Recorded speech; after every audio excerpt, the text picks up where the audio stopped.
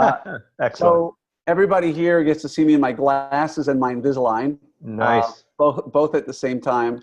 Jonathan is doing my Invisalign for me from Princeton. I fly in once a week. It's the Um, ultimate in teledentistry. yeah, exactly. I just hold my mouth up and he tells me what to do. So anyway, for everybody out there, tonight is truly a joy for all of us. We've got one of the leading experts out there in aligner therapy. He and Maz Moshiri, did I pronounce it Moshiri. properly? Moshiri. He and Maz Moshiri, they run the Aligner Intensive Fellowship, which I believe, if I'm not mistaken, we haven't talked about it recently, but I think may have a couple of spots still available, right? Well, it technically the registration ended the end of July. Okay. And so have we extended it past the first amount, but now we're taking people for the waiting list for the third one. But we are I ballooned it out to try to take in as many people as possible. Okay. So for those of you who are signed up for it, like myself, I know there's a number of you that are a part of it. From what others have told us, we're in for a huge treat. And everybody who said they took it said, just put your time in and do what you have to do. Correct. And that they're extremely generous with their time and what they've provided for all of us. So I can't wait to do it. I'm looking forward to it. And it's not just Invisalign, it's aligner therapy. Aligner therapy, that is correct. Excellent. And so in the bit of time I've gotten to know Jonathan, he's a true gentleman scholar. What he's done for so many of us out there in helping us better understand how to do aligner therapy for success and predictability has been huge. And thank you again for giving of your time this evening. My pleasure. He and I have been playing this very, very loose. And just so you know who you're dealing with, Jonathan, this is a group of about 80 orthodontists from around the United States and Canada who all belong to our geographically exclusive group. We bring in somebody once a month, as I told you. We've dealt with TMD. I've done one on clinical photography. We've had Leon Panice speaking about the new patient process. And so we're really bringing in people, aside from myself, who are really top-end speakers who really know what they're doing. And so I don't know if do you have anything you want to show before we get into the Q&A part, or do you want to run it Q&A? We can run Q&A, and if the moment should strike me and the muse should strike me, I may divert into something I think would be worthy of showing. But the game is open. The floor is open, I should say. I'm game for anything, and fire away. Okay, great. So for everybody who's there, as you know, it's being recorded and put on our private YouTube channel, so nobody outside of here can watch it. And again, I'll put together a questionnaire for anybody who wants to get an hour of CE through me, just on simple yet true-false stuff. And it's for your office to be trained or listen to as well. But remember, as we all know, and so Jonathan knows, everybody here is bound by a non-disclosure. So what happens in our group never leaves. And nobody even knows that you were here this evening, other than perhaps my rep who knew somehow that we were going to be chatting. But otherwise, gotcha. It's very, very important, I think, to make it clear that although we all agree to an NDA, other people's futures often depend on what they do for us. So just be respectful. Let's keep this within the group, because I know you will, but it bears mentioning, and then I'm done. So good. Let me start with just a little bit of, sorry, my table is so wobbly here, and I apologize. Let me start with a question for you first, Jonathan, and then we can sort of move, or I will stop shaking, I apologize. Then we'll move organically through the questions, what have you, as it strikes us. But tell me what you see as one of the bigger mistakes that orthodontists are making nowadays, let me rephrase that. What are one of the biggest misconceptions that orthodontists have nowadays about clear aligner therapy? Well, look, I think the misconceptions are, I think the misconceptions is simply that it is the first one that comes to mind is that they're just not effective, number one. Number two is that they're only applicable to a certain types of cases.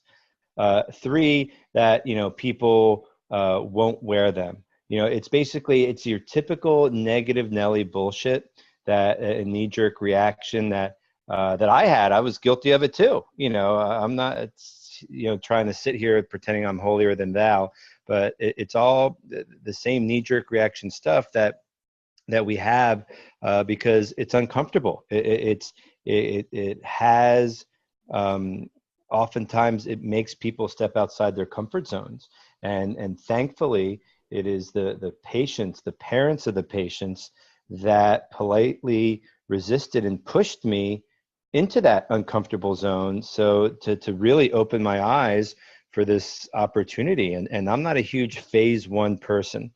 Phase one, and I'm not here to say, it's great or not great. I'm just saying phase one makes up less than 10% of my business every year. It's just the way that I practice.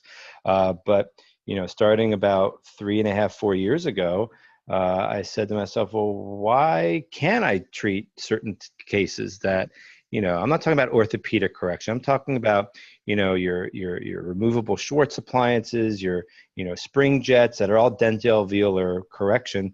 Why can't we apply aligners to those sorts of cases? And so to get back to your question directly, biggest misconception is that it's for limited applicability. And then the final thing is from a business point of view, and this took me a while to realize, and this took me, grabbing my rep and his manager by their shoulders and say, tell me what the tipping point is, in terms of the business sense. So the misconception is that aligners are not profitable. And I think that, back in 2012, when I was really having a kumbaya moment and I needed this data from the company and they didn't have it, I took it upon myself to figure it out. And that's when I penned my publication, The Plastic Employee, because I think I very eloquently showcased or showed how, the unit cost revenue, let me say the revenue per unit cost of lab fee is so much more compared to that of labor. And so, aside from the clinical limited applicability, I think the other white elephant in the room is in the misconception is that people think it's not profitable. Right. And it's funny because I first got exposure to you somewhere online. I don't know if it was one of the other groups I belonged to or if it was just something I saw. And I would be the first to tell you I was the biggest outspoken critic of Invisalign. I was the guy who said braces, braces, braces. And then one day I saw you do a case, and I think I commented on it maybe 6 or 8 months ago. I think it might have been an orthodontic exchange. Mm-hmm. And I think someone was posting, it was you, about showing like a virtual Muir case. Like you had changed the occlusal plane. And I said, I've done that with wires. And it's sort of like an aha moment click for me that, wait a minute, I just need to think about what it is I want to do and then just do it with Invisalign instead of with wires. That's correct. Correct. I want to change the occlusal plane. I want to intrude this first. I want to extrude this. And if I understand my attachments and I understand sequencing, it all just makes perfect sense. And from that moment forward, it was like just a 90-degree shift in the way I looked at things. And suddenly I'm doing things with Invisalign that I never thought possible. And while I haven't finished a ton of them, they're going faster and more predictably than a lot of my wire cases. Absolutely. And just today, knowing that we're going to be chatting, and my per appointment fee, so to speak, for Invisalign cases, is $798 per appointment. Yeah, is that incredible? My wire and bracket per appointment is $452. So it just with a lot more physical stress and struggle. I'm at the point, Glenn, where I am about to go to tip it the other way, where I'm going to start charging more for braces, just because I don't want to do it, because it's more work for me. I'm not saying lower my Invisalign fee. That's not that's not the takeaway here. It's that if I have a case that I know I'm going to struggle with braces, or a deep bite where I can't get onto the lowers later on in treatment, or I have to use bite razors, all that crap that's going to come off on a Friday night, I'm going to charge more and basically make it economically discriminatory to choose braces. Exactly. And that it was funny because less than a year ago, people would come into me and I was proud of the fact. And an unnamed company that rhymes with 3 pen wanted me to speak for them about a bracket that rhymes with Blarity Cadvanced. And they flew me up to Minnesota, and they wanted me to start lecturing because I was so effective with my case presentation of talking people Right. out of Invisalign and into clear brackets. Right. And then I'm looking around, and because of market disruptors, I would say 9 out of 10 people over the age of 18 who come into my practice today are asking for plastic right off the bat. Right. And Right. it's sold. It's ready to go. The case is sold. They want to get started. I can scan them and have it off. And I mean, it's just quick and easy. So Listen, the best way to sell somebody something is in America is to tell them they can't have it. And so I am blessed with competitive, I would say with colleagues in my area that are not at the same comfort level as me as doing Invisalign. They say, no, I can't do this with Invisalign. And the patients leave and they find me elsewhere, or anybody else in the market who's known as the Invisalign guy. And they're already pre-sold. And so, Invisalign for me, the workflow, the chair time. I mean, my schedule is never at capacity, thanks to the plastic that I have in my schedule. Yeah, and the last point I'll make on this just particular issue is just that simply we're all looking for areas to differentiate ourselves. Mm-hmm. And you and I, in the bit we know each other, I think I'd agree that you'd agree with me when I said never do anything that you're uncomfortable with. Of course. I mean, when I say uncomfortable, push your boundaries. You have to be uncomfortable with some things, but Right. don't do anything that ever causes you to go against your moral base or something you don't believe in. But if we're looking for areas of differentiation in today's day and age, what better than to be the plastic guy, to be whether you choose Invisalign or whatever it is you want to do, right. to be able to offer people a braces-free solution and grow your practice. I think right now's the time where sort of the people at the cutting edge are already there. Right. And sort of like the adopters, the early adopters or the innovators, so to speak, like that range is kind of mushy where we are. Right. But once that scale goes up, right, getting your foot through the door is going to be much more difficult in the same way you might say, for instance, being an Instagram influencer would be. Sure. If you were 5 years ago talking about motivation, you got 200,000 followers. You want to talk about motivation today, it's hard to get 100. So I agree. And I think it's a fair statement to say that within 10 years, 15 years, the novelty of moving teeth without braces will be done. I mean, it's almost a fad. Not a fad that it's going to go away, but the novelty of it will basically, no longer be there. And so when it comes to differentiating yourself, that's why I'm taking a plunge into phase one, because nobody else is doing it. Yeah, and so on that topic, and again, feel free everybody to send me questions through the chat if you want to, either privately or publicly. And as we start moving through this, I can start throwing them in. When you mentioned phase one, for instance, if I have a kid who I'm concerned a little bit about airway, right, and I don't see a crossbite, but as many have taught me, kids without crossbites can have airway issues, right? Sure. I start expanding the uppers, and I got that sort of deep, Monson's curve, a curve of Wilson, however you want to refer to it, and I want to upright the lowers. Have you done any sort of hybrid work where you do an upper expander to get some skeletal time? And at the same time, instead of a Schwartz or a lip bumper, you're uprighting the lowers with plastic? All the time. I mean, I can show you a case if you want to switch over. Sure. But put it this way: there are cases that, and I don't know how best to do this, but there are cases that I will expand first on the upper, and just like we do with our fixed appliances, phase one, what have you.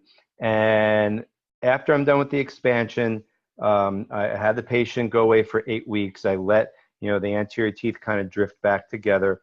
And then if I'm ready to put braces on, instead of putting braces on, what I'll do is I'll, take the expander out.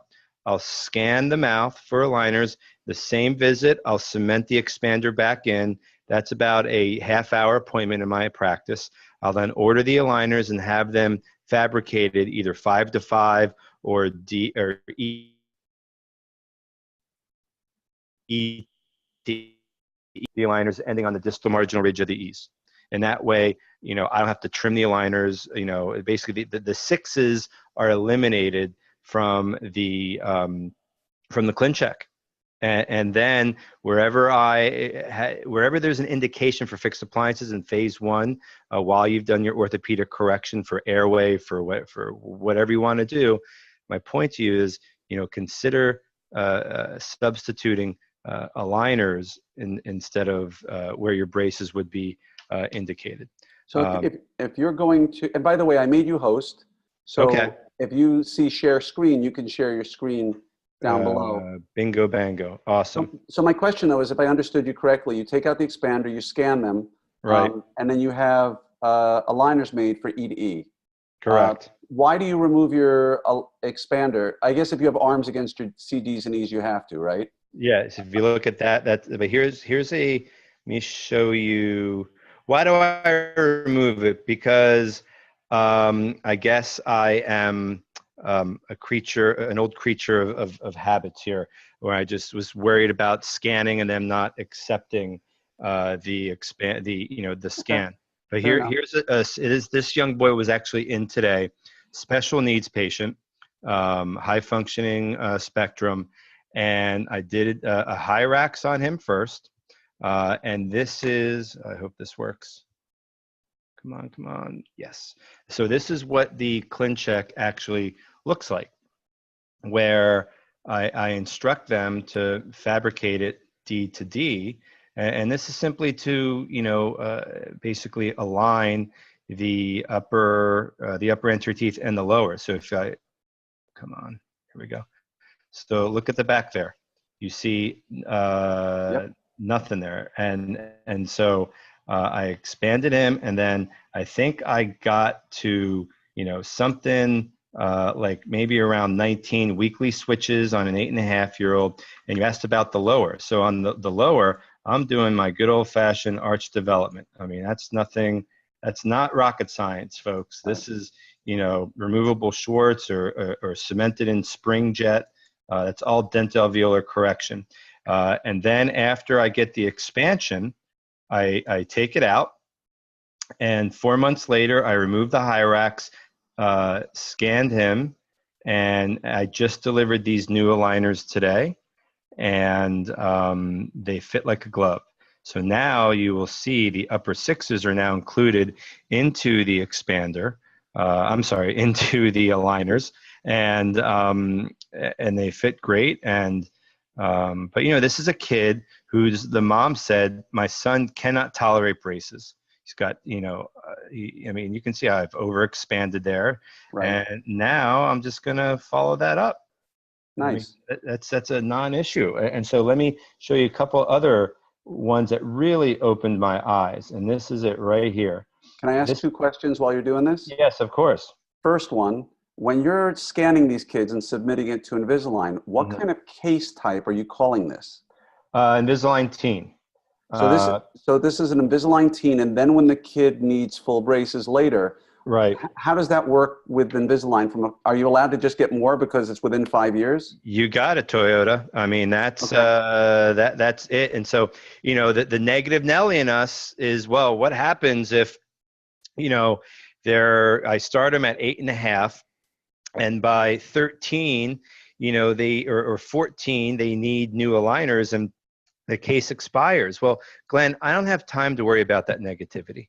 Amen. I'm all about, let's just use it. And then, and I will tell you this from my conversations I have with the powers that be, Align is fully aware of that potential issue. And Align, I'm sure, will do the right thing and will either open the case up again, at no charge, or God forbid they charge us $125 for an extra batch of aligners, or charge me, $200 for an extra 2 more years. That's like pissing in the ocean.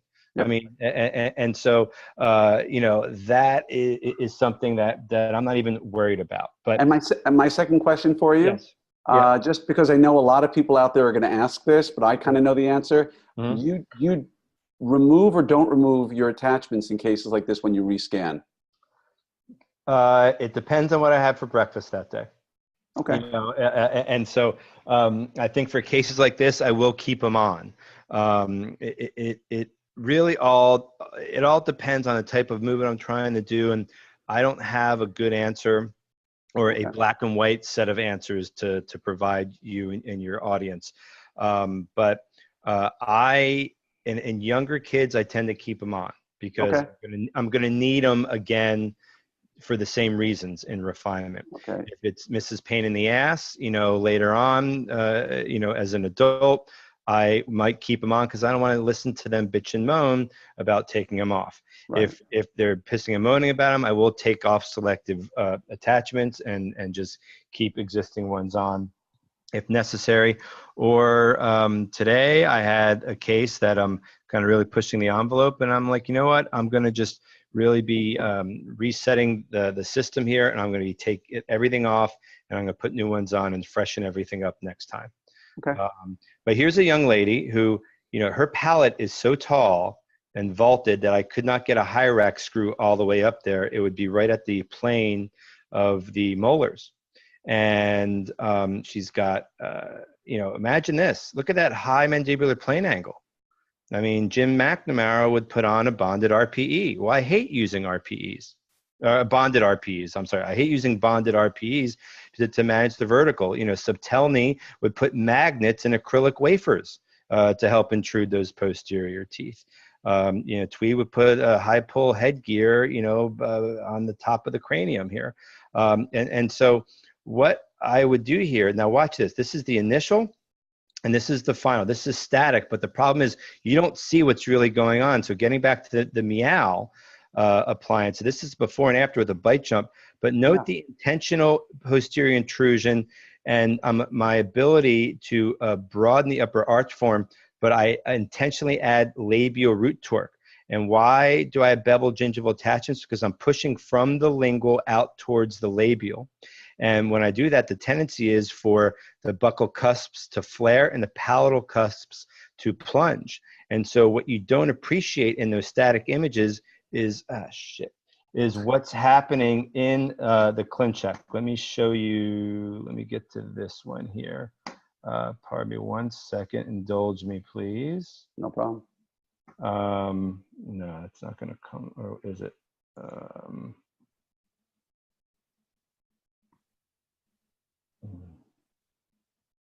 Where's Sydney? She's right down here. Hold on. Take your time. Okay. And while you're doing this, I assume, as I've been told by a lot of my friends who are treating younger kids, they wear their aligners remarkably well, I've been told. Better than the adults. It's insane. The 8-year-old to 10-year-olds are like super duper compliant. It's amazing. Like, I heard a statistic that a sort of adolescent male is the most likely individual to wear their aligners. Is that true? I heard that's Invisalign's statement. Really? I have no clue regarding that. Let me bust a move here into her ClinCheck. Let's see. Users. They make you jump through all these hoops here. Roaming, is it app data? Roaming, align, ClinCheck Pro, current, and samples. What is her name? Sydney. There we go.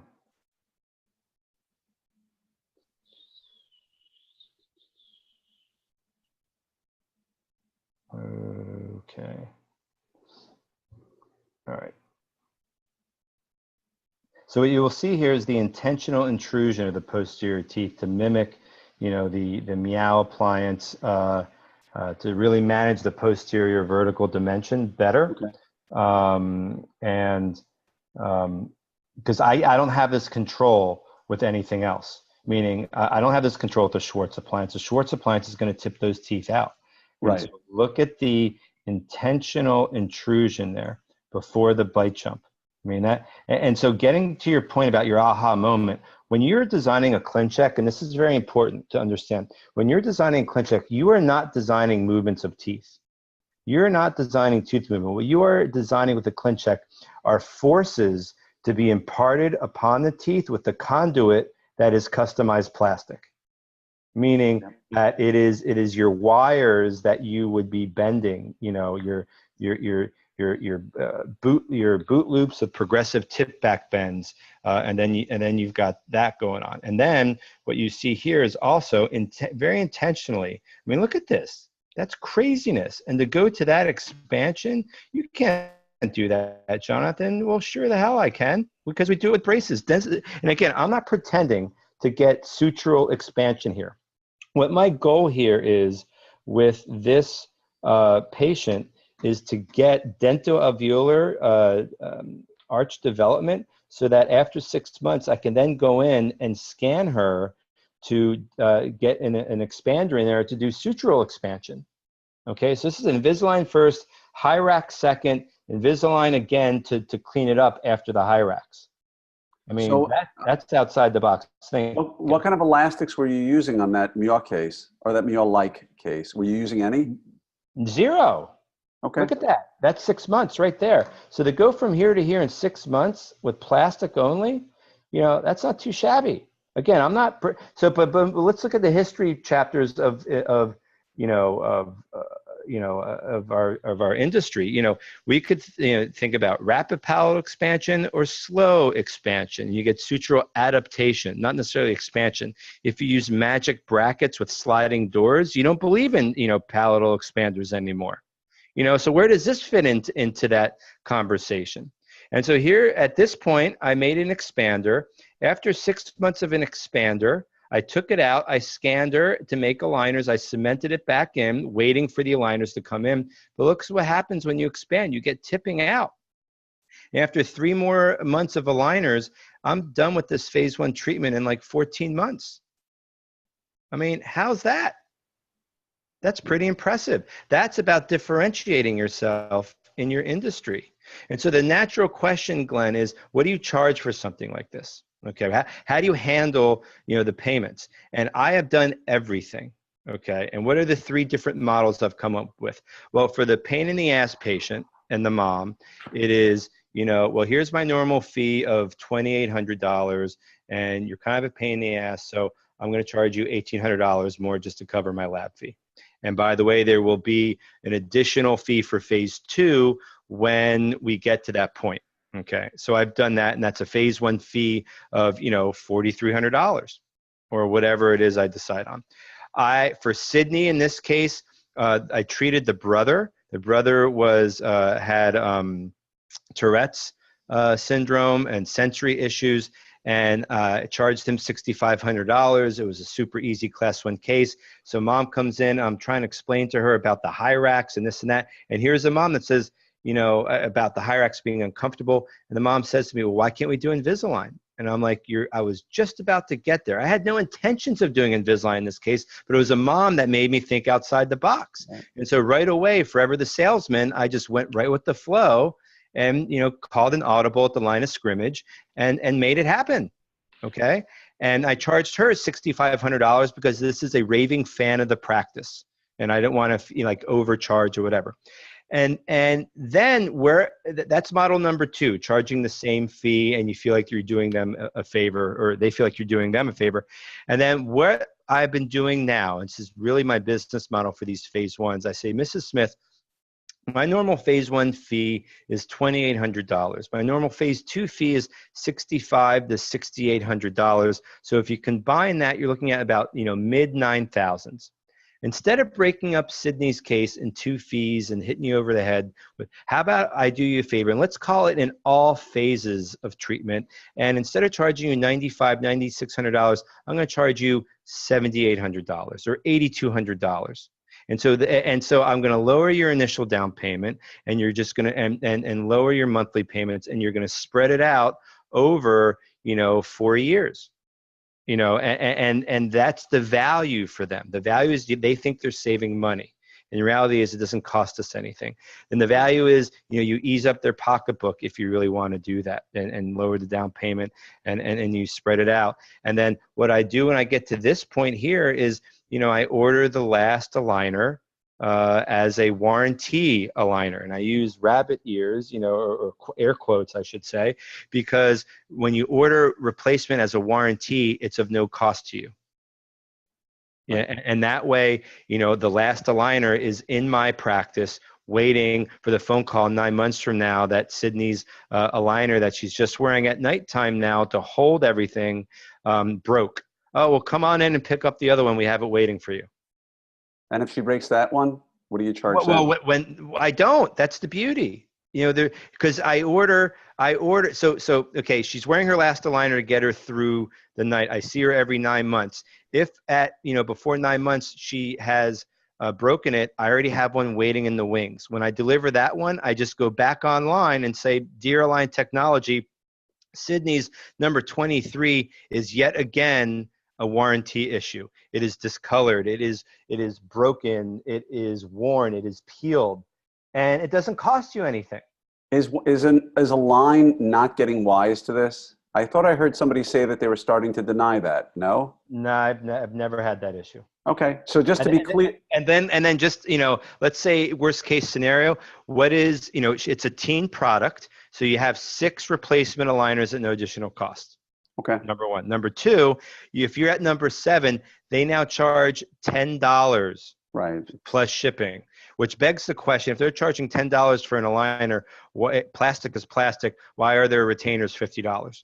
Yeah. But that's a whole other discussion. That's different economics. But at the Right. end of the day, are you asking for this last aligner to be kind of a passive aligner with no attachments on it so that number 23, you've already removed everything? Or is there a retainer going to have just holes for attachments on it? The retainer is going to have holes for attachments on it. Okay. And it's really an aligner because that's all you really need. Yeah. And so that is that. Now we talked about fixed appliances. Can I ask you a question while we're there? Because someone asked a Yes. question. So I think it's pretty common knowledge at this point of the game, because I know I saw it pop up on my screen, about Invisalign or Align Technology's new payment policy with being Yes. paid over time, that if, I don't know what category you have to be in order to reach it, Right. but I know that for like $4.95, I can pay a certain amount down and then pay the rest of it off over, I think, 12 months through a bank draft. Right. And so the question that was asked here by somebody was, Right. how do you structure payments so as to avoid overstretching your accounts receivable versus overhead? Great question. And I think, and I'm glad Align is doing that, because really the purpose of that is to ease doctors through the ditch Right. that I experienced. Because back in 2009 to 2012, when I was really ramping up, when I had this, grab my rep by the shoulders, I said, I am starting more cases than ever, but my take home is less. And what's that ditch? It's like going from like 10% share of chair, through 20. And once you get to like 25, 30%, I think that's the magic range, like 25 to 30%. Once you get through that range, that's when you really kind of just shoot out like a cannon into the other and project out to the other side where it's beneficial. So getting back to this payment plan, the reason why they're doing that is to help people kind of step over the ditch that I endured. And so it's simply an option. And so obviously you're paying a fee. If you do credit card, the fee's bigger. If you do automatic deduction from your checking account, I think it's a little bit less. So how do I manage my my payment? Well, I did it the old-fashioned way. I suffered until I got through it. And then the beauty is, as they say, in order to make money, you got to spend money. And at this point, I am at 41% rebate rate. And so, my effective lab fee is like $1,060. And so when you get to that threshold and you start reaping those benefits, then it becomes easier and easier to help also get through the ditch. I think it's very important, and I didn't start doing this till like 2 years ago because I didn't think to, is to incentivize your staff to get 2, 3, 4 payment in fulls per month, to help, if you get 3, 4 payment in fulls a month, that's a good, $25,000 that you can upfront that you can pay your lab bill to help get you through that. And if somebody doesn't want to pay all up front now, well, Mrs. Smith, I know you really want to get started. I know you want your discount. Instead of doing it all up front, how about we do it over 3 months and still extend whatever the courtesy? Because what we're talking about here is just building momentum and to this critical mass. And the marketplace shows, and as we mentioned earlier, Glenn, is that the demand is there. People come in and they're already sold. Listen, it is August, 2018. 9 months ago, when I gave my talk at the summit, Align had a market capitalization of $7.5 billion. Okay. Fast forward 9 months, it closed today at over $14 billion marketing capitalization. Yeah. That's the same as Henry Schein. Henry Schein sells everything dentistry. Okay. Capital equipment, consumables, whatever. Invisalign sells one thing, customized plastic. And I'm sure there's iTero and all that, but it's legit. Yeah. And so if people's misconceptions are such that it doesn't do this or that, man, well, they're an ostrich with their head in the sand. Yeah. And I think one of the biggest misconceptions out there, which I heard Chris Benson was in town about 3 months ago, and I got a chance. It was a very small group sponsored by Invisalign. Right. And, when you hear the numbers, like people who don't really, they hear about Invisalign, but they don't want to go investigate about clear aligner therapy. They think that they're competing with all the GPs in the neighborhood. No. And the truth of the matter is, if you look at the numbers, there may be those big high-profile GPs who do a decent amount. Yes. But the overwhelming majority of GPs are not doing a lot of Invisalign. They're doing a case here, a case there. Right. They're not doing, I forget the exact number, but what was it, like 16% of their overall cases are done by GPs or something? And of that, yeah, I don't know if it's that little, but it's, put it this way, orthodontists are the majority, and people piss and moan about that, but look at TP Orthodontics. TP Orthodontics sells to GPs like it's crack cocaine. I mean, it's and so people piss and moan about Invisalign and this and that, but bracket companies are the biggest offenders selling to GPs. What bracket companies are not doing, that Align is, like Smile Direct Club is making the Joe public aware of blanked up teeth to begin with. Yeah. And so own it, make it your own, grab that brass ring and squeeze the lemonade out of the lemons, rather than be the dogmatic bump on the log, where your negativity isn't going to make anything positive. Yeah, and like I said, I was as dogmatically against Invisalign as anybody out there. Right. But it took me just seeing what you were doing and sort of putting aside my misconception that, hey, wait a minute, this is garbage, you're going to get a terrible outcome. Because I started with Invisalign as a GP back in 2003. And, they didn't tell you, it was the Wild West. I was trying to do I was doing full class 2 correction in 2003, or let me rephrase it, attempting to. And I was doing 2-week aligner changes, and I had a patient that was 59 aligners with 2 more refinements. We were in treatment 3 years, and we never got correction because I didn't know what I was doing. So I just sort of said, I'm done with it. And now we're in G7.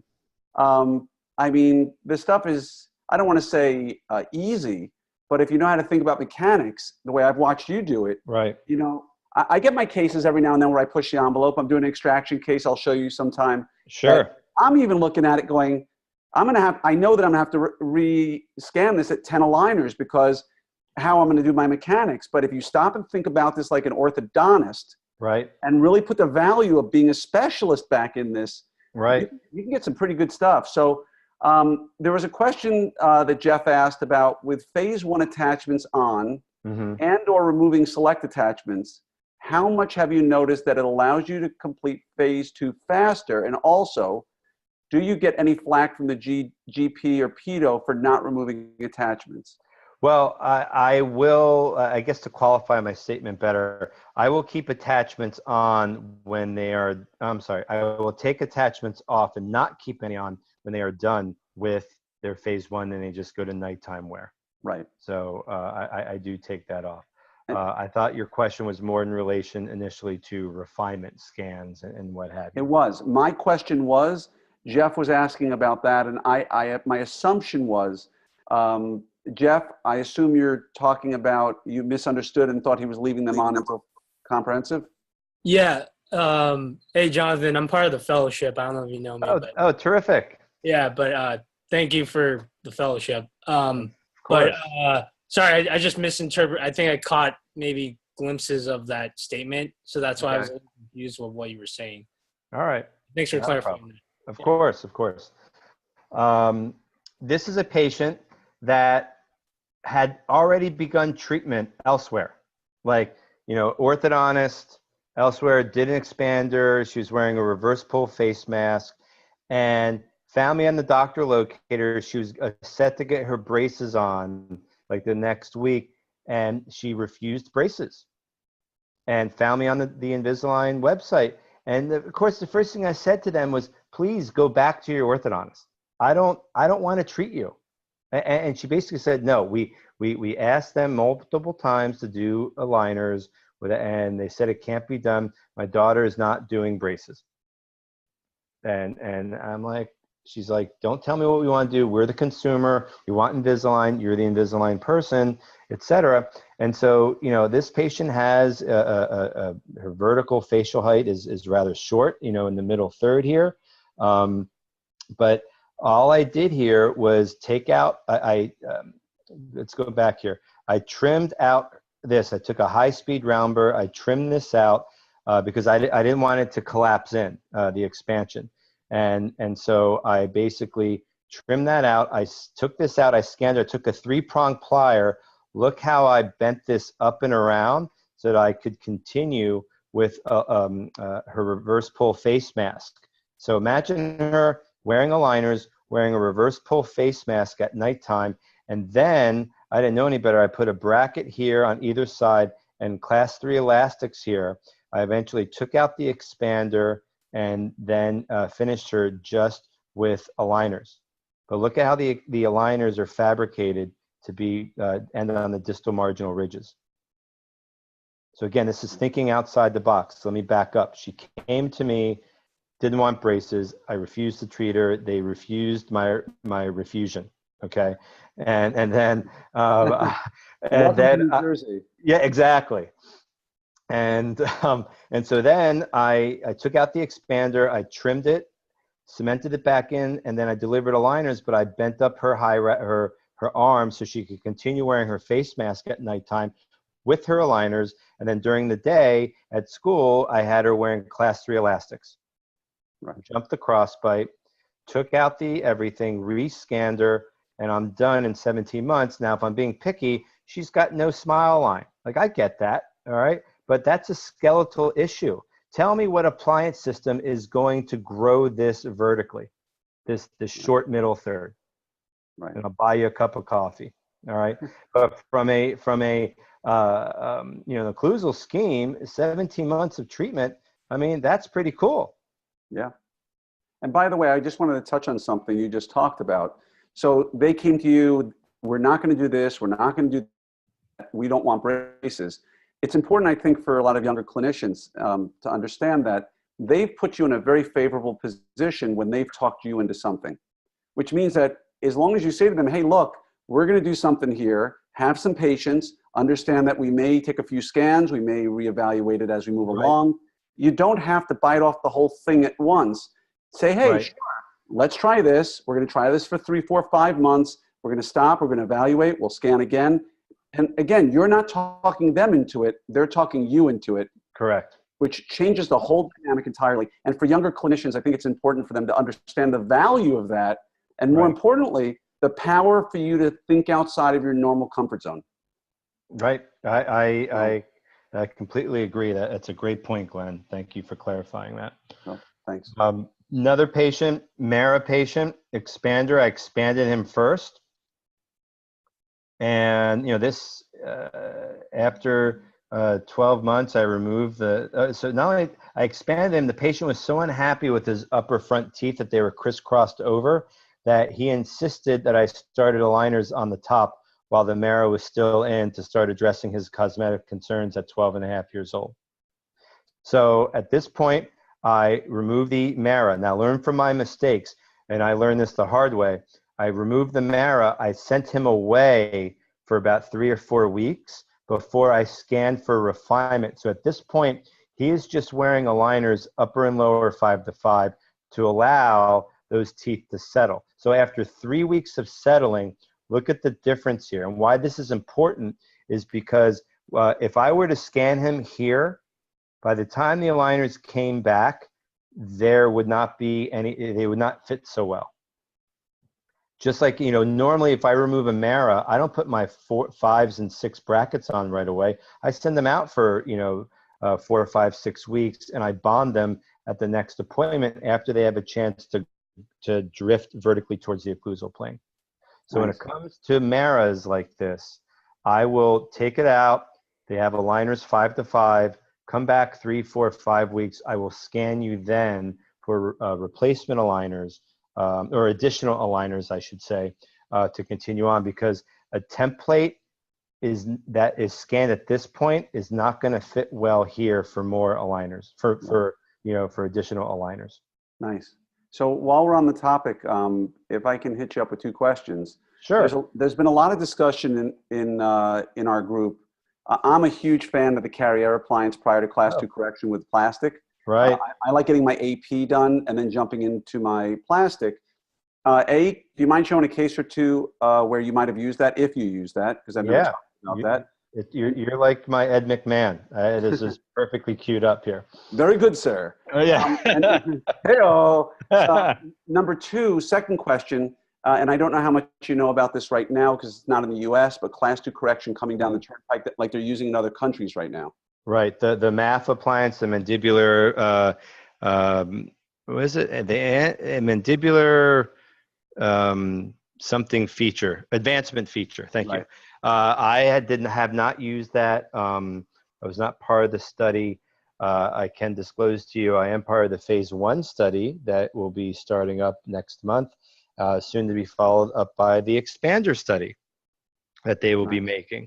So, you know, the ocean that is aligner therapy is about to get bigger in terms of the forays that it's going to be applicable to. And so here's a case that's, you know, an end-on class 2, Glenn. Like I saw Luis Carrier lecture a couple months ago in Manhattan, you know, very dynamic speaker. As with anybody, even myself included, as hard as that is for me to imagine, there's good points and bad points of a speaker when they talk. And so some of it is legit and some of it is kind of bullshit. So I think my ability for class 2 correction with aligners to go from here to here in 12 weeks is sublime. I mean, so the Carrier, look, the Carrier is effective, but you have to understand why it's effective. It is a wonderful extrusion appliance, okay? You are extruding the cuspids here. You are altering the occlusal plane from the 3 to the 6. It is a big lever arm with a heave and a hoe, you know, basically, and the unsung hero here is the extrusion. It is the tipping of the occlusal plane, okay? And when you watch their when you watch their magical videos, everything just goes back, you know, a nice sagittal position. And so here's my pen. Everything just goes back like this on their videos. The reality is you're tipping the whole occlusal plane and you're extruding. And so, I mean, look at the extrusion of tooth number 11 here. That's incredible. But that's a perfect, right there, that 11 is a perfect indication for Carrier. Right. And number 2, you're also just, I'm not a huge defender of it. I've had great results. Right. But you also get composite change like derotation of the upper first molars. Of course. Right? So you're getting some of that. And often these cases, you see everything sort of just tipped measly a little bit. So you're getting that uprighting. If you try to do it with cases that are perfectly straight and not derotated, you might run into some trouble, like you said. Correct. That, and then the other unsung heroes, look at the overbite correction. Routinely, I see the bite open. This is something that he talked about in his course. And 7, 8, 9, and 10, the emergence profile of these teeth tend to improve as well. And so, you know, would you not all agree when you look at this that 6 and 11 need distal root tip? Like you can see the crowns are a bit distal. And so here's me having a conversation, whispering to teeth through my technician, you know, please apply 15 degrees of distal root tip with G4 second order attachments. Their response, you know, your request for smart force features cannot be accommodated, blah, blah, blah, blah, blah, when conditions and rules are not met and all this bullshit.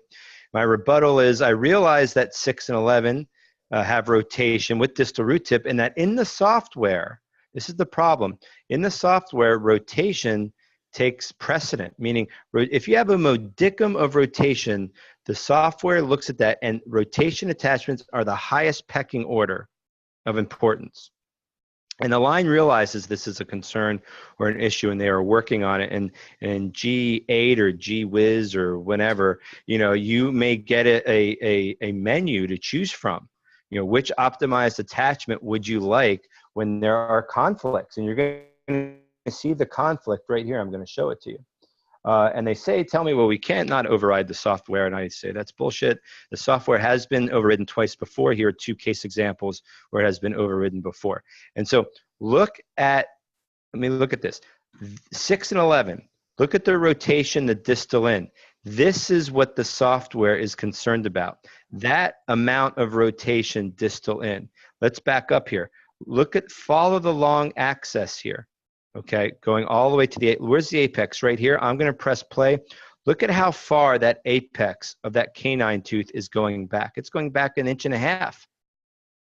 Right. And so in my mind, as the orthodontist, as the one who knows how teeth respond to forces or what's more important, in my mind, that sweeping motion of apex of the cuspid of the second order movement is a heck of a lot more important than that, minimal rotation. Right. And so that's, and I show them, I've showed engineers this case and other cases where, second order attachments are not allowed, but I had an argusation with my technician. I eventually got it. But to go from there to here in just over a year, I can't do that with braces. And even if I could with braces, okay, here's but you spent $1,100 or $1,700 on a lab fee. But the point is, even if I were to do Insignia, and CAD-CAM Odontics is awesome. I just choose to do CAD-CAM Odontics with plastic. I could never get my Insignia cases, my bonding cases, under 75 minutes. And that's assuming the jigs fit properly. And again, that's all cool stuff. But, I'm at the point now where I see my Invisalign patients initially every 3 months and then every 4 or 5 months. And so my ultimate goal, getting back to your comment about profitability per visit, my ultimate goal now in my Invisalign cases is including initial exam and delivery of retainers to be done with them in 8 or 9 visits. Yeah. And be done. Yeah. I had a kid going to college today. Right. He's on aligner number 10 of 25 or 30. I said, here, take the rest of them. I'll see you in 3 months. And if you have a question, let's FaceTime. But that's because you learned how to set it and forget it.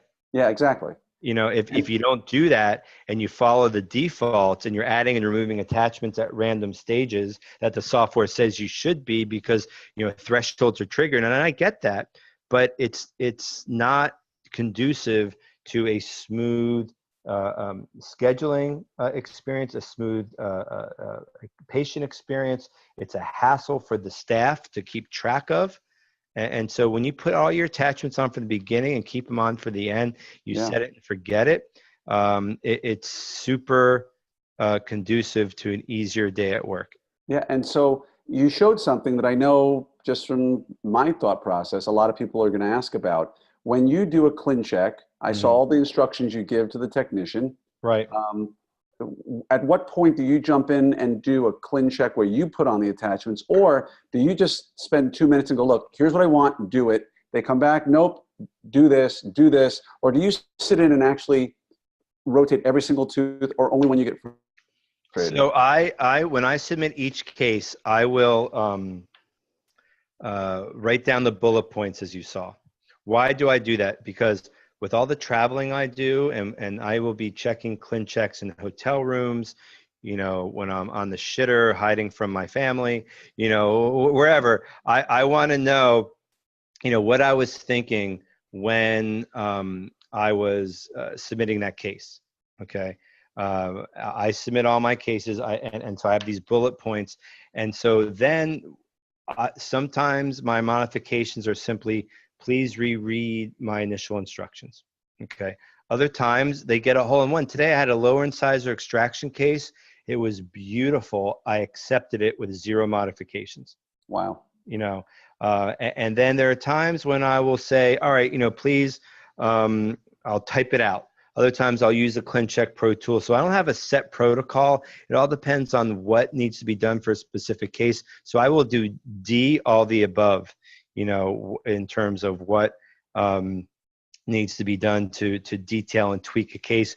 I would say to you, on average, each case I will go through maybe 2 modifications to get attachments just right, final alignments just right. Sometimes it's not just that. You still have to type it out and say, hey, you didn't follow my extrusion protocol on the upper cuspids. They are pulled down and out the long axis. That won't work. You have to move them labial first, creating space, and then extrude only with simultaneous retraction. So I use everything, Okay. to modify the cases. Nice. Someone asked the question, do you follow the standard rate of tooth movement per liner? And in what scenario would you change the rate of tooth movement? Great question. I guess this ultimately just comes with experience. And so, a teenage patient like this, the periodontium is going to respond very differently than somebody who's 77 years old. So you have to think like an orthodontist. So I would say by and large, on average, my 90% of my cases come in like in the mid-20s in terms of number of stages. Right. I think that's a fair assessment. The ones that don't are where I'm doing segmental distalization that take a little bit longer, so that might be in the mid to upper 30s or 40s. There are times like class 2 div 2s, regardless of age, those are the buggerest of Invisalign cases. And so I will routinely slow down that movement, class 2 div 2s, and then have them switch them out weekly. And so my class 2 div 2s, they'll come back with, 45, 55 aligners, but they're switching weekly. But there's something about, the 7 and 10 out and 8 and 9 back that the tracking is very difficult. Those patients all get, a high frequency vibration appliance to help seat the aligner better. And I was never, I'm not here to stump for a company or blah, blah, blah. I was the biggest negative Nelly and skeptic about vibration and blah, blah, blah. But I saw the basic science research before I started using it.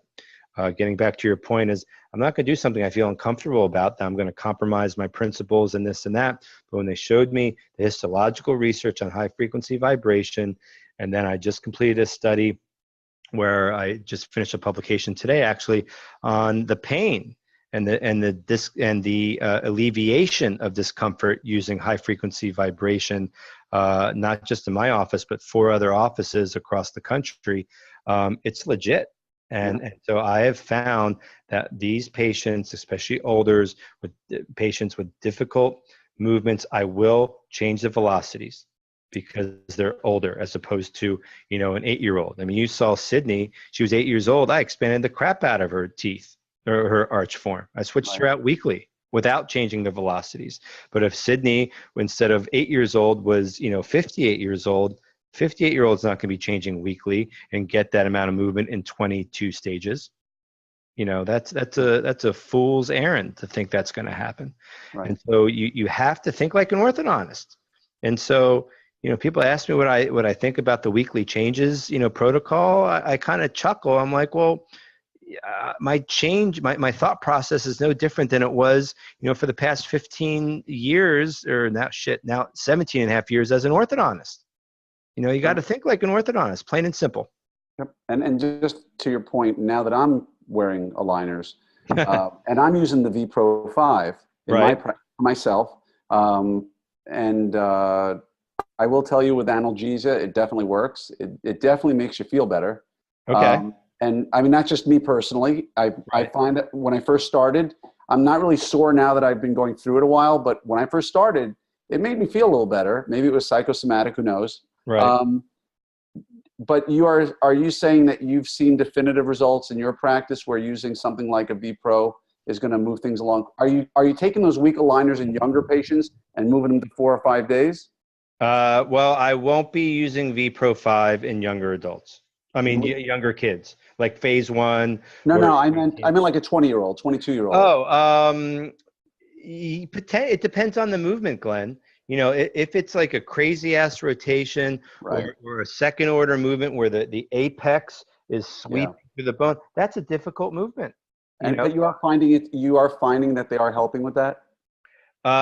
those so again, like any appliance system, it's about titrating it. So I have no problem getting the initial heavy lifting done. So let's say I've got a crazy case where it's maybe 30 aligners.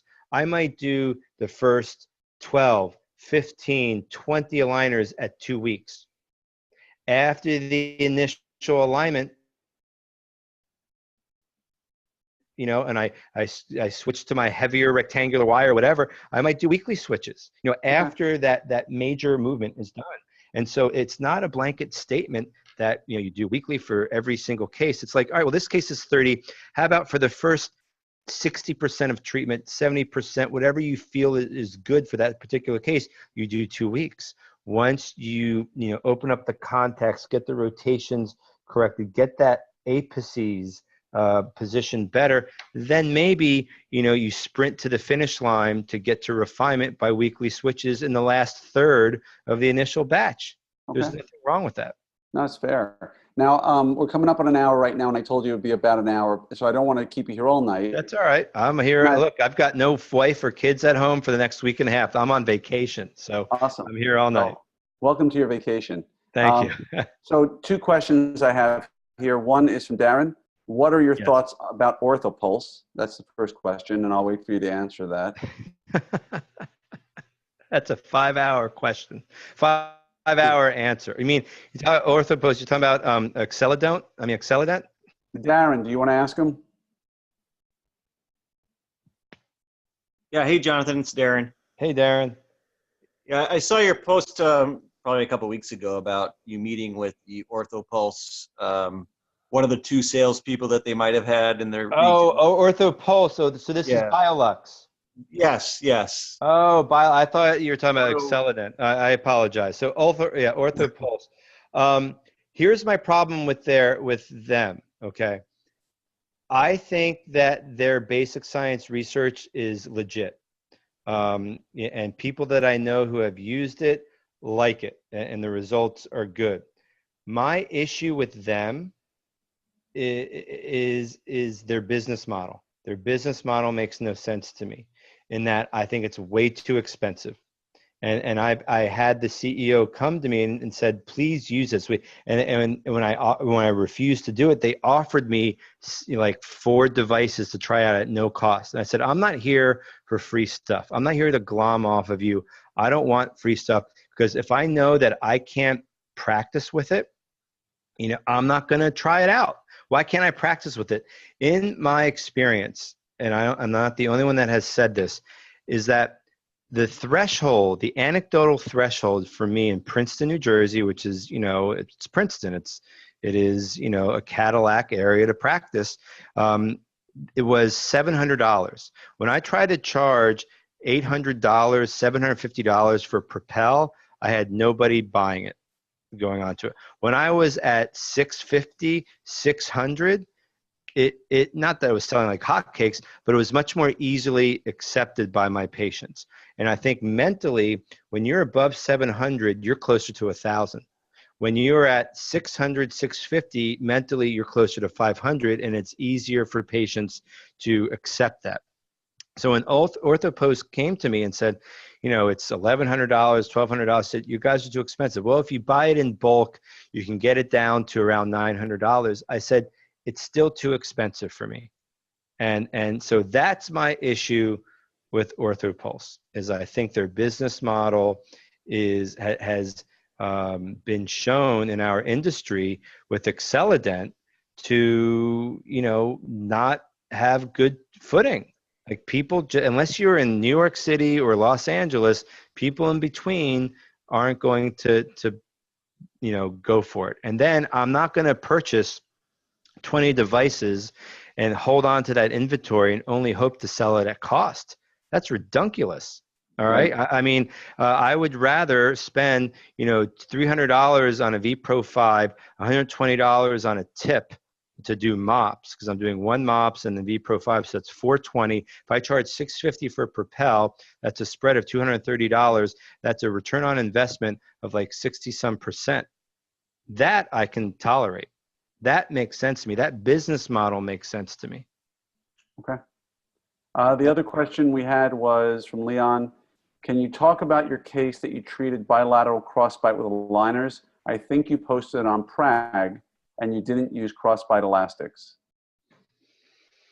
Adult case, he says. Bilateral, I have a unilateral one here. With Propel, was it? Leon, do you want to ask? Leon, do you want to ask Jonathan yourself? I see you over there. I forgot whether it was bilateral or unilateral, but I thought it was bilateral. I think it was probably, if I posted on Prag and Prag non-elite, it was probably the unilateral case. Okay. Here it is. What would you like to know?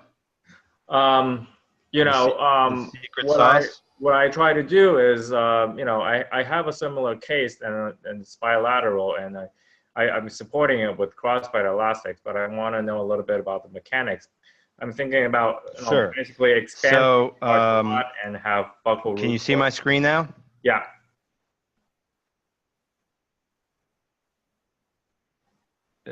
Can you? Can everybody see my screen? Yes, sir. All right. So this patient was referred by another orthodontist for Invisalign. I got 7 of those that year. And this is probably the case. Yeah, this is the case. Yep. Okay. And so what do you want in the mechanics? Well, so first of all, look at this tooth number 20. How the hell are you going to fix this one? Okay. And so what I did, the best solutions in life are the simplest. Never forget that. And so whereas I used to, tinker around back in the day where I would try to, put an attachment on and change it, now I would just end my aligner on the distal marginal ridge of the 4. I put a window on the lingual and bond a button here, a button here, a button here, and a button here. But what's the last piece of thing we have to do? See. You have to create space. What's the most impactful, profound, and efficient orthodontic appliance that we have? It's the separator. Okay, so I put separators between these teeth to jack that open. Now it's important when you push this out, and I alluded to this before, you're pushing from the lingual out towards the labial. So you must apply labial root torque to these teeth. And this is what I did here. 2 through 6, please apply, 20 degrees of labial root torque. And what's important, Leon, when you look at this ClinCheck, what I'm looking for here is I'm looking at the cingulum surface. And I want to see the same amount or less cingulum at the conclusion of the ClinCheck than I have at the beginning. If I see more cingulum at the end of the ClinCheck, then I know that it's incorrectly done and I'm going to get tipping. Okay. And so that is a huge issue right there. And of course, a little bit of overcorrection. How much do I overcorrect it? I don't know.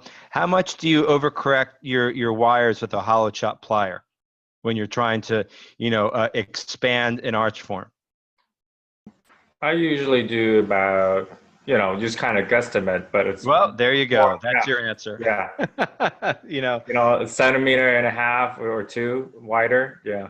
Yeah, but do you measure a centimeter or you measure no, it with you just eyeball it. Yeah, it's all by experience, like you said. Yeah. And so I propelled this patient, all 4 quadrants, and this is the old plastic, mind you. This is the old EX30. But look at my separator. Look how that spun around in 3 stages. Right. And so 3 months rather. 5 months, I tried to do her a favor. I said, let me take these buttons off. And I'm so confident that 6 and 7 are going to slam forward and hold this forward, hold that correction, Hold it. Yeah. totally disregarding the classic studies of Edwards from the 1950s with the supracrystal fibers and fibrotomies and relapse in the amalgam tattoos that he put in there, and what happens in 4 short weeks? All right. Look at that relapse. Wow. Oh. Total egg on my face, right? But everything else is tracking beautifully. Look how great that is tracking. And Right. here's another key point. You must take progress photos with aligners in, because it shows you how well or not well teeth are tracking and how well or not well your clinch echo was designed. No chewies were harmed in the treatment of these patients. Okay, so this is just good old fashioned in the ditches aligner therapy. And so look at that crossbite correction. That's beautiful. All right, but look, my midline's off. Damn it, what am I going to do? Well, if it's 2003 and I just did what Invisalign told me to do, how do they correct midlines?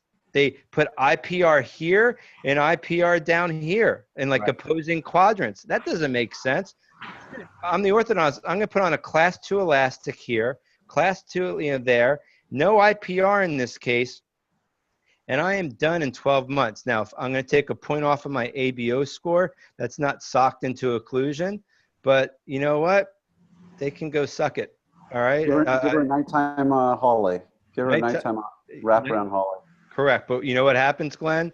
Is look at that. Those damn supracrestal fibers are totally rotating that tooth. Instead of a lingual bonded retainer, I should have put a labial bonded retainer on the 4, 5, and 6 here, or done a supracrestal fibrotomy. But asking your question, going back to your original point, if I understood you correctly, before you treat these super rotated teeth, you're putting steps in before your scan and then putting them back in and maintaining it until you get your case back? No. In concert with my aligner therapy, she has her aligner ending on the distal marginal ridge of the 5, so I don't have to trim it. It comes manufactured like this.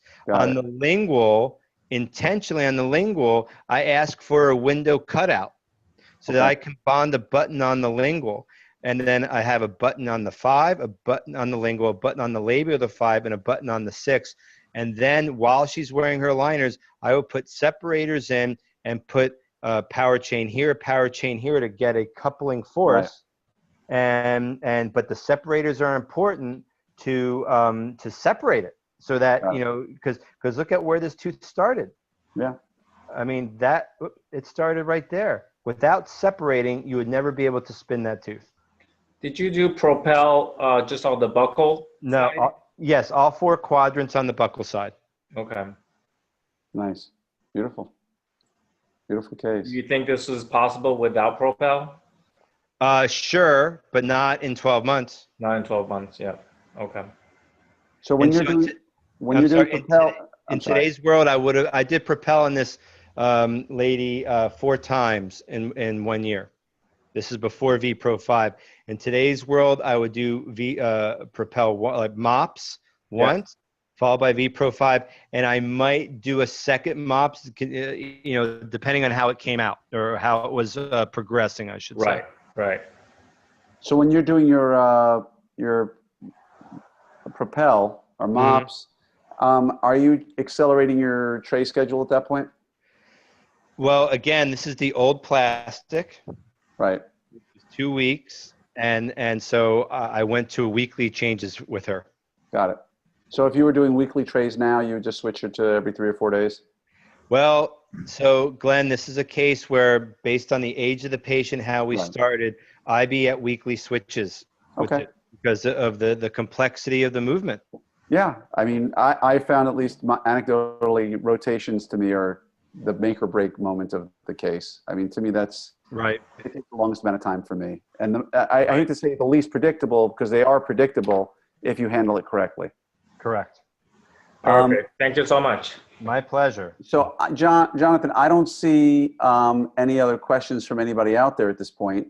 If anybody has a question, speak now or forever hold your peace, because this man has been very kind with his glass of wine and his vacation. But I don't see anything coming across. And so I just want to remind everybody that we've recorded this. Jonathan, I can't thank you enough from the bottom of our heart for all the time you've shared with us tonight, and obviously the expertise. My hope is that many of the members are going to be taking your Aligner Fellowship, and for those of you who are not, hopefully you will take it in the future, because it's certainly the information you've given me has changed my practice, not just clinically but financially. So thank you for everything. Thank you. Thank you. To everybody, you're getting a lot of thank yous from people in the group. So on behalf of the entire group, we just say thank you so much. And from personally, thank you for taking a chance on our group. And I look forward to seeing you Thursday night when you're in Dallas. Terrific. And I've already got them working on getting me in to at least audit you Friday morning if I can. So all right, great. I'll be in the guy in the back just like this. Awesome, So, Glenn. hey, everybody, if you have any questions after this, please hit me up. But thank you, everybody, for being here. And Jonathan, thank you so much again from everybody. Thank you, Glenn. Have a great night, everybody. Talk to you soon. Bye-bye. Have a great night. Bye-bye.